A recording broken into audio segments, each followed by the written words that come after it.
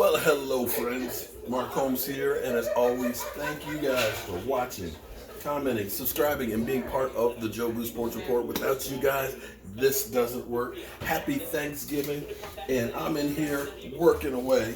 You know, I'm sweating my behind off here, getting the Thanksgiving dinner going. I got my sweet potatoes, got my mashed potatoes working in here, some collard greens with bacon in it. But see, wait, you know, if you're a black family, you know what I'm talking about. But you also got to have the macaroni and cheese. Cheese, you gotta have it, and it's gotta fall off the fork. It's gotta be cheesy, extra cheesy, and then put some more cheese on top of it. And see, in my house, you can't have just stuffing, okay? You gotta have sausage stuffing on one side, you gotta have apple sausage stuffing on the other. So we throwing down here. But anyway, I've been sitting here in the kitchen, listening to all the talking heads and all the shows and things like that. And, you know, it's good because you don't want to always listen to people that agree with you, okay? Because, you know, it's actually good to listen to somebody who has a difference of opinion, because you might take what they're saying and it might help you think and come up with other solutions. You understand what I'm saying? See, we all should listen to people who don't agree with us. And then that way we talk it out and we come up to something that works. So, you know, they're talking about, of course, you know, this Jason Garrett, you know, coaching for his job, and who should be the next coach. You know, I've listened to Shannon Sharp talking about, you know, Dak Prescott's an F+++. He doesn't understand when you put the plus, that means it's really kind of like a D. It's really F minus is the way you should do it, Shannon Sharp. But you know, what do I know? I'm a guy who's cooking on Thanksgiving and a day job and a voodoo doll. I'm not the expert like you. Skip. But anyway, I've been sitting here and I've been putting all the pieces together with Jason Garrett. And I realized, you know how they've always talked about Dak Prescott can't win unless things are perfect. You know? He's got to have the running game. The receivers have to do good. The blocking has to be there. But this is not just a Dak Prescott issue. This is a Jason Garrett issue, and it all really now makes sense, because you can look at the times where not just Dak, before Dak, you know, when you lost Tony Romo, the fact that Matt Castle is the only guy who's not Dak Prescott or Tony Romo to win as a quarterback under Jason Garrett. You can look at it when we've lost to Tyron Smith, that we end up giving up 9 sacks, or you lose a Dez Bryant and the offense goes, or you lose a Zeke Elliott. It's Jason Garrett, and this is a microcosm of his whole career. Because think about this. It all goes back to the analytics. What analytics help you do is change up in real time. It helps you to adjust when things aren't going. And this is what Bill Belichick does better than anybody else is. He can adjust to the game conditions. You know, he's gone through having, you know, best offense in football and things, you know, and all that, and winning that way, to now the offense not being real good, but now relying on a defense and understanding down and distance and field position and things like that, because he understands analytics. Well, that brings us to today. Today, friends, today on Thanksgiving, we either gonna feast or we're going to be eating on a raw bird and everybody's going to get food poisoning. That's it, microcosm. We got to go ahead and get this victory, or else the season may be going down the toilet. Now, in all rationale, this game, you could lose this one and still win the division, because, let's face it, the Eagles stink too. The Eagles basically have to win out to win the division. And if you even just take the whole idea that the Cowboys, you know, they haven't beaten anybody with a winning record, well, if we only hold to that, we'll be 9-7 and win the division and make the playoffs. You know, but, you know, they're not talking about the Bills haven't beat anybody, and that they've actually had the softest schedule in the NFL. They haven't talked about New England not really playing a lot of teams with winning records either. So, but you know how it is with the Dallas Cowboys. But here's what the Cowboys need to do. You got the number one offense in the NFL, total yards wise. Zeke has been up and down, you know. Teams are trying to stop Zeke and make sure that he's not the guy that beats him. So, you'll see him load up the box, right?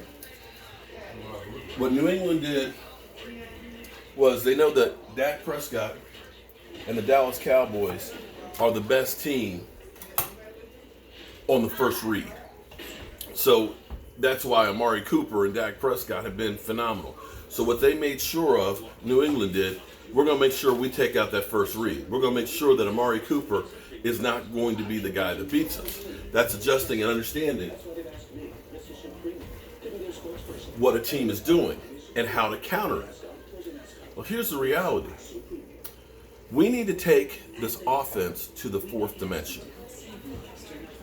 And you're probably going, what? Mark, what? You been using that rum extract again and drinking it? No. The fourth dimension. The thing that the Cowboys have not used weapons-wise is Dak Prescott's legs. Dak Prescott has changed the narrative on he's a dink and dunker, okay? Randall Cobb over the last 6 or 7 games, through the air yards, I think he's like number one. Dak Prescott is throwing the ball further per pass than anybody else in the NFL.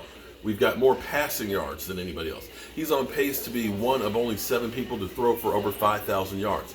And that's great. That's incredible. But the way you win in football is you have to be the unknown, the factor that you cannot take into consideration, something that is just kind of made up on the fly and that you can't necessarily stop it. When you played against the Michael Vick, what you would do is you'd have a spy. With Lamar Jackson, they're trying to put a spy. That means you've got one player. Your own responsibility is you are in a position to stop the quarterback. Wherever the quarterback goes, it is my job to be on him. That's that spy. When you have a Peyton Manning, you don't have a spy. When you have a passing offense that the quarterback doesn't run, you don't have a spy. But Dak Prescott, who's built like a linebacker, who can run when he has to, has not run the football very much. But from time to time, you need to use that weapon. That would have been the thing that the Cowboys should have done against New England because the conditions were so bad, because they're trying to take away Zeke, because they're taking away your first read. That's where, I've said this so many times, but I don't understand why we don't do it. It's the play action, especially against man coverage. When you played New England, they played man to man, which means, as a defender, that's my man right there. Wherever he goes, I go. And so my back is usually to the quarterback. When you're crowding the middle, everybody's focus is getting ahead and stopping Zeke Elliott. You get those two things going right there.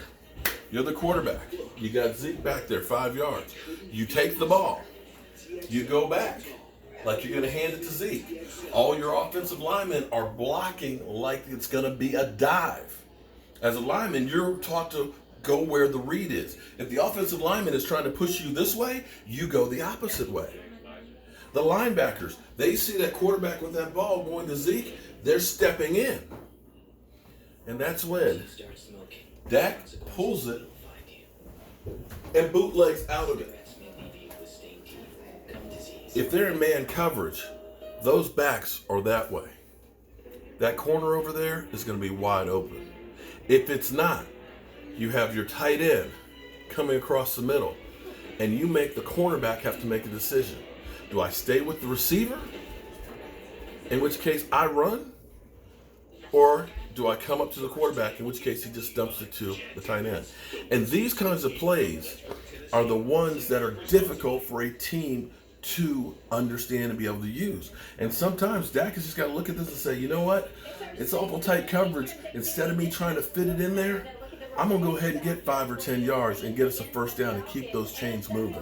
And this is the element that the Cowboys haven't really tapped this much. I don't want my quarterback going out there, and running like Michael Vick and risking getting injury. But at this point right now, and this is where Jerry Jones is messed up, because Dak doesn't have that security. If Dak ends up getting injured and his career's over with, well, thanks. We appreciate what you did, but there's no severance package. Yeah, he's got insurance and all that, but still.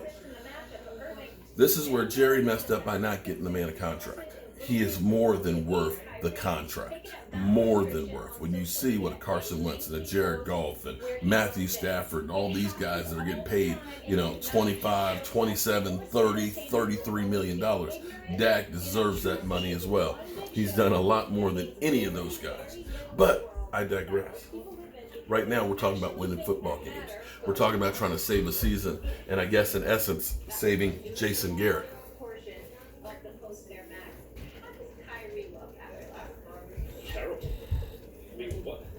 So that's my new term.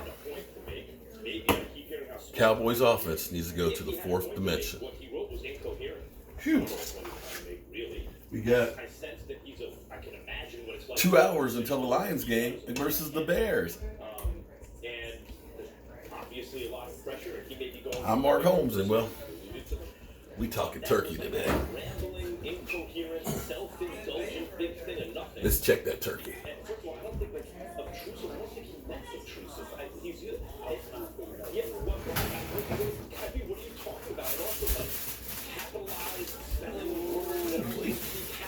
Oh yeah!